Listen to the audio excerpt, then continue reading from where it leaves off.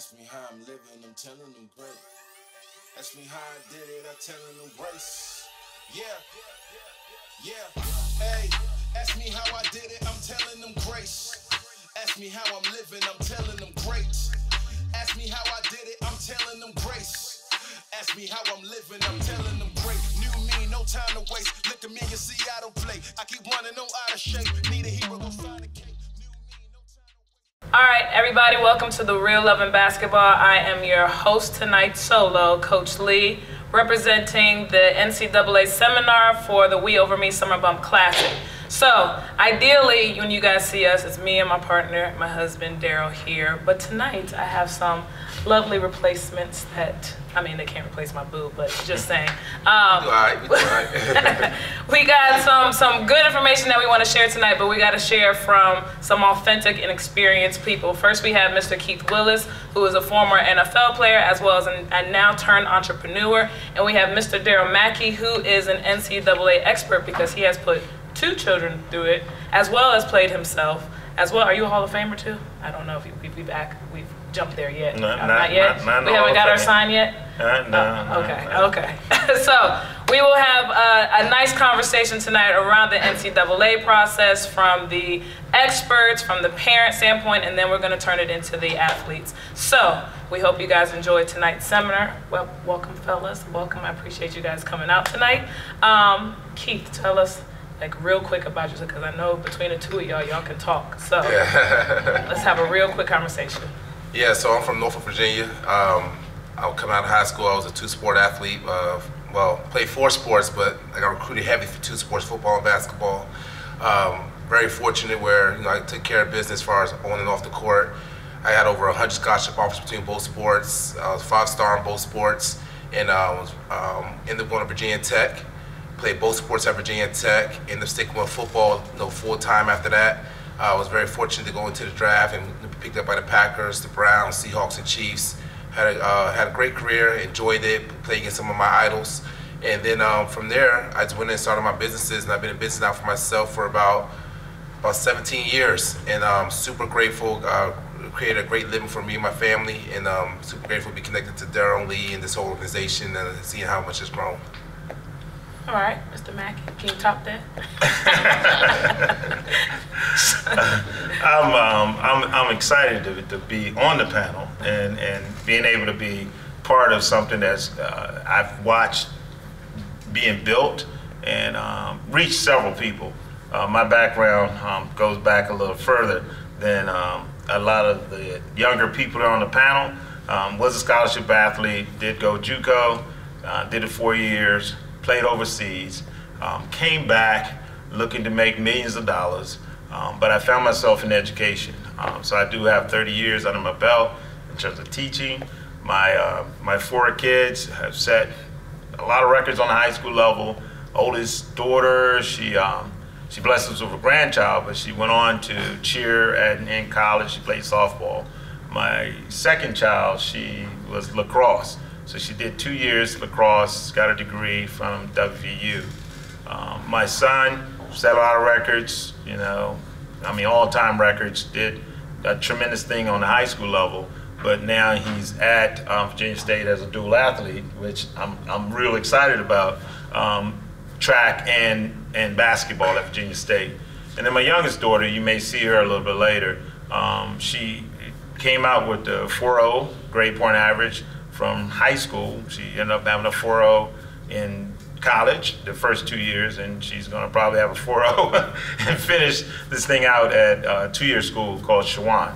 But she also has her business that she started. We'll be traveling to Ghana, doing some things with Dynamically Made. But the CTAP program and the opportunity to be on this show, as I've watched you build something special, is tremendous. Now, I've coached hundreds of kids, mentored, I can't even say how many. When you say 30 years, the parents are bringing the kids through now. But there's the same game. It's the same game that they've played years and years ago, but it's just understanding the technology aspects that parents have, that individuals have.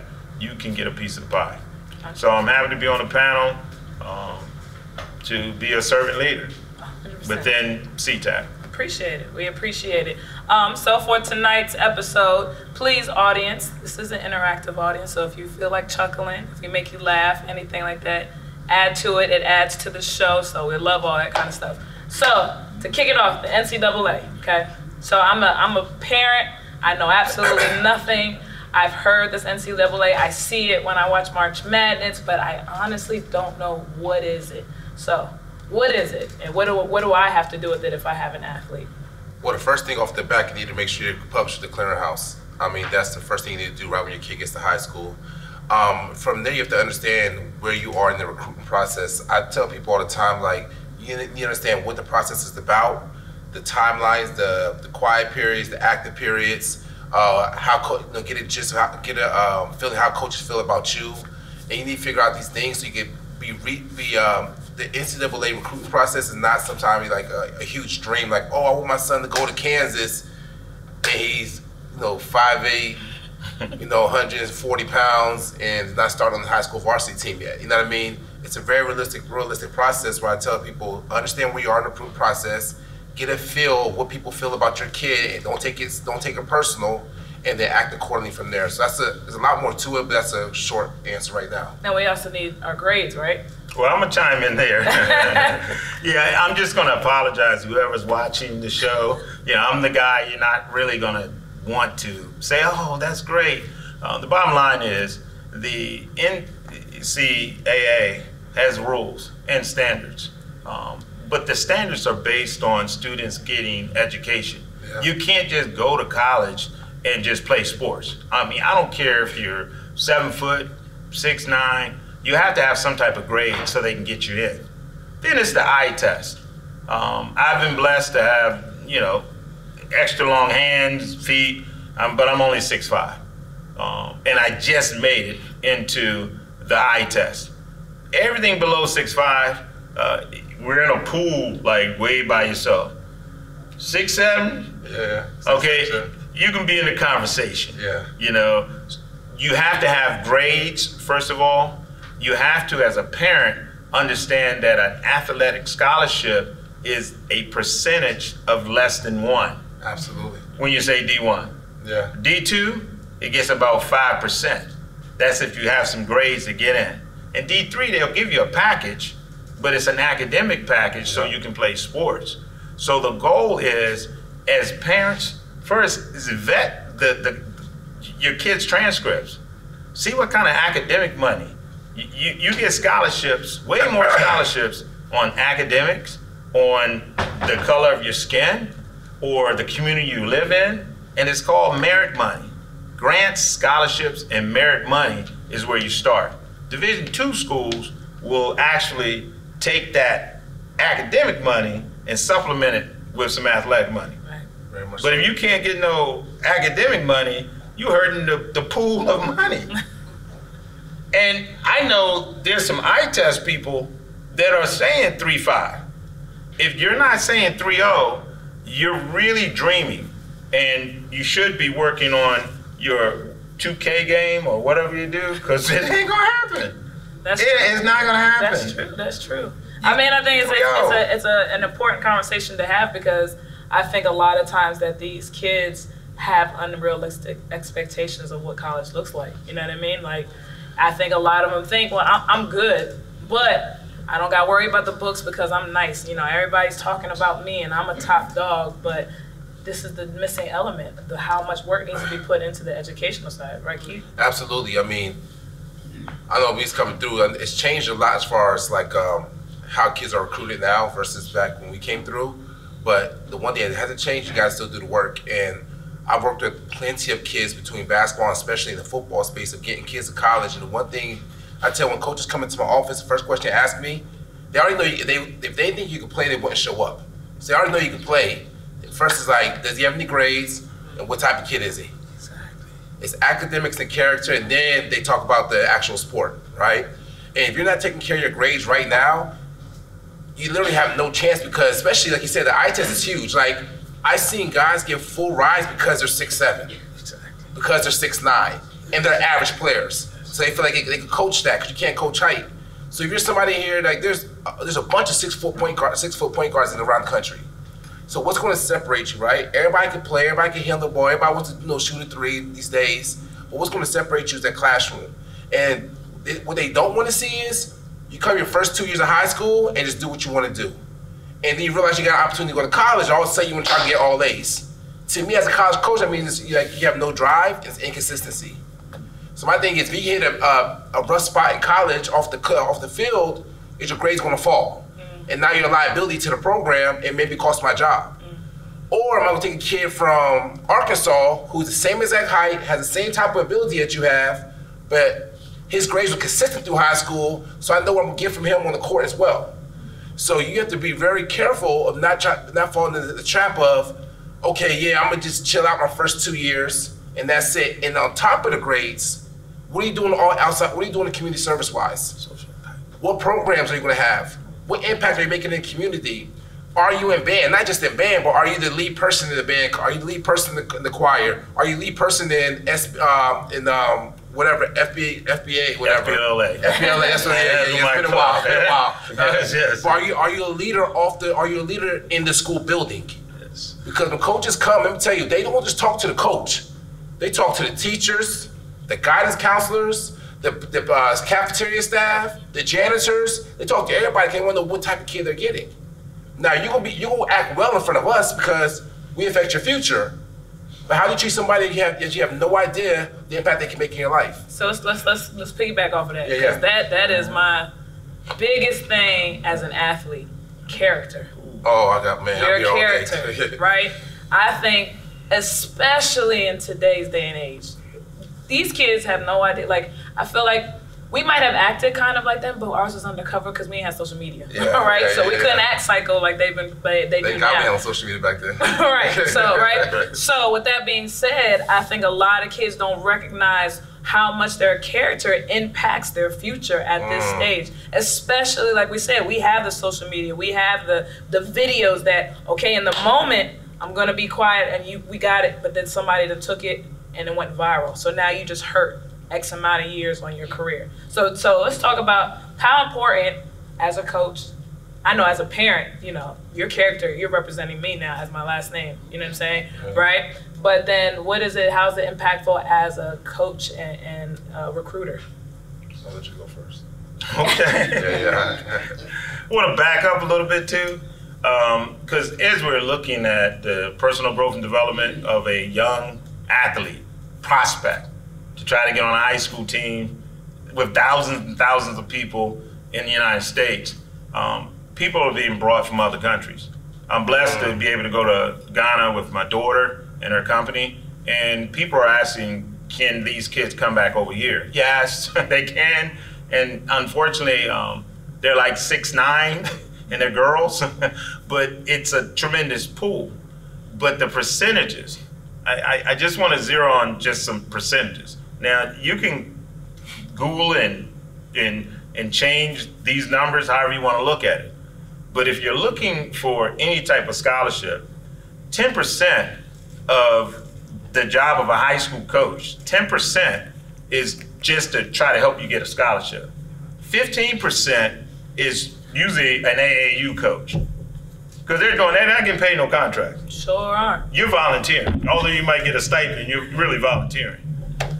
25% is where the young people are at right now, because you got access to a phone. If we say HBCU, you say what? We say CIAA, you're like, huh? You say MEAC, you don't know. If you don't even know can't name 10 schools within 50 miles, you haven't used your phone as a device and a tool. And then finally, the 50% is the parent who keep pushing a scholarship but hadn't pulled your transcripts. Don't see if you can qualify for any merit money, doesn't know about FAFSA or the $7,000 that the government will give you. Absolutely. Because it's a click away. And whoever's paying for that device is dictating the situation. And I know most of my students aren't paying for their phones. So how much time is being spent clicking where there's information and content that can actually make their path to education a little bit quicker and free. It's OPM, it's other people's money. It's a click away. But I say 50%. But if the parents doing what they really need to do by getting that student to put time in to look at teams, because every year now, because of the transfer portal, teams are changing. It's like a JUCO for every team. They go in the portal and then they got 1 year run and it's done. You can flip that 50 to 25 and you be 25 if your students is bringing those grades home, because everything's on their phones right now. Let me see your core GPA. Because if you're going to be NCAA cleared, it's the eligibility now, you need your core. And if you haven't looked at dual enrollment classes, my daughter came out of high school with 15 college credits for high school. It looks different. It's a big difference. So those percentages that everyone's saying, oh, he's a bad coach. Oh, yeah, you this. Oh, yeah. I mean, I got it for years. You know, I might have been the worst coach that some of the players ever had, you know, because I couldn't get them scholarship. But a lot of kids do. But that 1%, come on now. We're trying to grab some kids and push them into 1% mode. But academic money, high schools give out $5 million a year in academic money. How many parents know about this? Knew that there was scholarship money beyond just being athletics at all different levels. Identity. So then also, did you know about the money that's just given away, like you said, like the $7,000 that's coming straight from the state and all that kind of stuff? That's a lot of stuff that people don't know about. But again, I think through the process of having an athlete, we just think scholarship through sports. What does that look like? And if I don't go D1, how many players just swear y'all are going D1? How many want to go D1? Nobody? That's different. You gotta want to go D1 now. I was going to say. You playing the sport, you gotta want. That would be a first. I don't want to distort you or get you upset. That would be a first. I don't get you mad or nothing, but you gotta want to go D1. Right. So I gotta speak on that, right? Y'all was so slow to raise your hands, and that's why it's a different time, right? Where you're trying to do what's right. I will go back to the character aspect. Right. And I always say there's two different characters: basketball character and his personal character, right? And I want to. Basketball character is like what I just saw. She asked you how many guys want to go D1. Some of you are realistic and say, you know what, I'm a D2 player, I know what it is. But your parents shouldn't have to point at you for you to raise your hand, right? That shouldn't have to happen because you don't know what connection we have. Right. You know what I mean? And if you want to go D1 and you're that confident in yourself, it should be, like, when somebody asks me that question, it's like, if you don't believe me, check up. You know what I mean? Like, let's do it. But when it comes to personal character, hear me very clearly. Outside of grades, decisions you make as a young man has cost so many more people scholarships like I can't even count.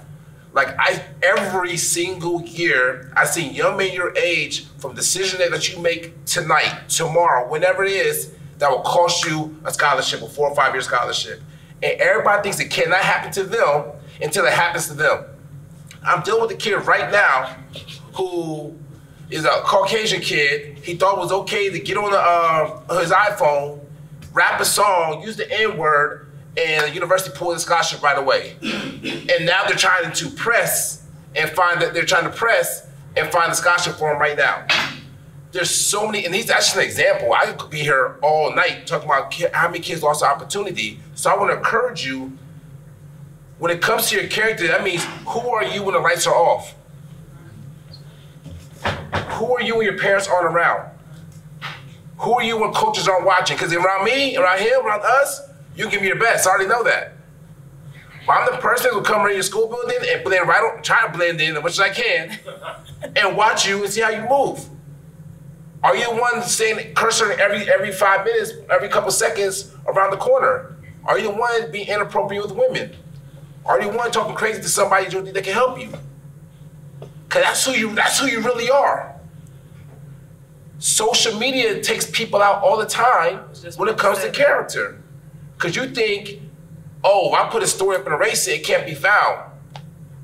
Universities now, I'm gonna give you the back end secret of what's going on at universities. They pay people a high salary, 6-figure salary, to find stuff on you online. I went to a particular university. I'm showing, I had a couple kids with me, and I went to a room, they had a staff meeting. There was a guy sitting in front of a board, just imagine like a whiteboard, but just like a bunch of different like screenshots up there. What he was doing was, every kid they was recruiting in the country, for every position, he was going through and looking at the social media in live time. So he had a burner account where he's following each and every kid on social media, and he's watching and screenshotting things that's inappropriate. And literally, in about 10 minutes I sat in a room with them, there was 4 kids that they scratched off the board. And that kid has no idea that he just lost his opportunity to go to school there. And there's schools all over the country doing that. So don't think because you post something really quick and take it down that you're safe. My thing is, I was very fortunate for Herb Edwards. He said, type it out, but don't hit send. Be careful who you with. It's not just what you post. Let me tell you what else gets kids in trouble on social media. If we're hanging out and he does something crazy, and I'm in a video like, yo, turn up, turn up, turn up, turn up. But he's wilding. They're like, oh, that's company he keeps? Well, guess what? If he comes to my school, that means he's probably gonna be up there visiting him, and he's gonna get him in trouble eventually. I can't take that chance because my job is on the line. So you have to be careful with the company that you keep. Be careful who has a camera on you. Be careful when you turn your camera on. We just saw one of the hottest basketball players in the world get caught up on social media, not once but twice in less than a month doing something silly. Doing the same thing. Costing them over $40 million right now as we speak, and probably more when suspension comes out. It's not worth it. So who are you when you're outside the lines? Who are you when you're not around your parents? I'm telling you right now, what's done in the dark will always come to the light. Say that last part again. Say that last part again. What you do in the dark always comes to the light, and you're not. And just let me tell you something: you cannot outsmart karma. You can't outsmart karma. Straight up. Because it's coming, and it'll come at the time where you don't want to come at the most. I'm telling you, it'll come at the time where you hot, you hit 25, 40, 50 points, you balling, you in your zone, you have 2 or 3 tournaments, and all of a sudden something pops up, and guess what? Now you forgot about it. Right. So that's that. That was just a word in itself. So I really hope that y'all really take that and let it sit, because everything that you do is seen. One of the biggest things I always say, when you guys are in the gym, you never know who's watching. You never know. So if you're in the gym and you should be hooping, but you messing around, you never know what coach just came through. You never know who has a plug that could have been like, yo, I was just in X gym and I seen this kid playing. Yo, y'all might want to go over there and look. You never know. So you always got to be stand up. You always got to be on the top of your game. And piggybacking off of the social media aspect, the other thing that people forget, whatever you repost will get you just as in trouble as the thing writing it by yourself. You know what I mean? So just watch what you guys are doing. Like, the unfortunate thing is you guys have different levels of getting caught up right now because of the phone, because of videos, because everything that y'all do, you gotta be seen and doing it. You guys can't do that no more. Not if you're trying to go to the next level. Does that make sense? We'll have a word from you real quick, and then we're gonna get the athletes up here real quick. How do you feel about?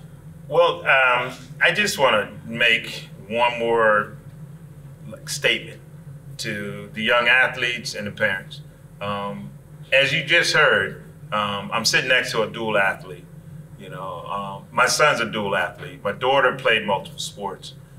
If you really want to look at athletic scholarships and you have some athletic skills, you might have to step away from basketball.